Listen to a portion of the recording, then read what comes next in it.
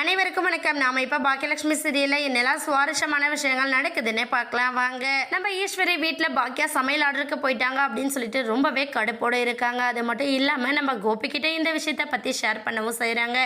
கொஞ்சம் கூட பொறுப்பு இல்லாமல் அவசரத்துக்கு பண்ணிக்கிட்டு இருக்கா கோபி.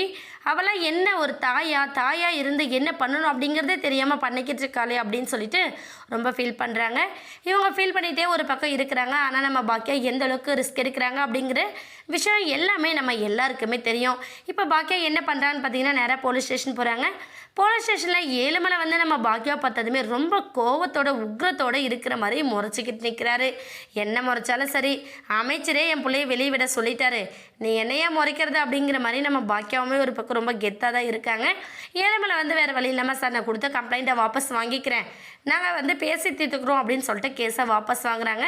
இந்த இன்சிடெண்ட்டை எல்லாத்தையுமே நம்ம செல்லின் உள்ளே இருந்து பார்த்துட்டு ரொம்ப ஃபீல் பண்ணுறாரு. ஏன்னா அம்மா ஒரு பிஸ்னஸை ரன் பண்ணிகிட்ருக்காங்கன்னா அவங்களோட அது உழைப்பு, தன்னம்பிக்கை, சுயமரியாதை அப்படிங்கிற எல்லாத்தையுமே அடித்தளமாக வச்சு தான் ரன் பண்ணிகிட்ருக்காங்க. அதெல்லாம் நமக்கு தெரிஞ்சோம், அம்மாவோட பிரச்சனையை நம்ம மேலும் அதிகமாக்கிட்டோமே அப்படின்னு சொல்லிட்டு நம்ம செல்லின் வந்து ரொம்ப ஃபீல் பண்ணுறாங்க. முடிச்சுட்டு என்ன பண்ணுறாங்கன்னா ஃபார்மாலிட்டிஸ்லாம் முடிச்சுட்டு நம்ம செல்லினை வந்து வெளியே விட்டுறோம், செல்லினுக்கும் இதுக்கும் எந்த சம்மந்தமும் இல்லை அப்படிங்கிற மாதிரி செல்லினை வந்து ரிலீஸ் பண்ணுறாங்க. செலின் வந்து அங்கேயே ஃபார்மாலிட்டிஸ் முடிச்சுட்டு பாக்கியாவை கட்டி பிடிச்சி அழ ஆரம்பிச்சிட்டாங்க. அம்மா தயவு செஞ்சு என்னை நீங்கள் மன்னிச்சிடுங்க, நீங்கள் எவ்வளவோ பொறுமையாக இருந்தீங்க, நான் அவசரப்பட்டு உங்களோட பிஸ்னஸையும் கொலாப்ஸ் பண்ணிட்டேன், இப்போ அதனால் தேவையில்லாத பிரச்சனை மேலே பிரச்சனை உங்களுக்கு கொடுத்துட்டே இருக்கேன், நீங்கள் என்னை மன்னிச்சிடுங்கம்மா அப்படின்னு சொல்லிட்டு நம்ம செலின் வந்து பாக்கியா பக்கம் இருக்கிற நியாயம் என்ன அப்படிங்கிறத புரிஞ்சுக்கிட்டு பாக்கியாவுக்கு சப்போர்ட் பண்ணுறாரு. அது மட்டும் இல்லாமல் இப்போ பாக்கியா செலினை வெளியில் எடுக்கிறதுக்காக எந்த அளவுக்கு போராடி இருக்காங்க அப்படிங்கிற விஷயத்த கண்டிப்பாக நம்ம செல்வி வந்து வீட்டில் இருக்கிற எல்லாருக்குமே தெரியப்படுத்துவாங்க. ஏன்னா பாக்கியா யாரை பற்றியுமே கேர் பண்ணிக்க மாட்டா.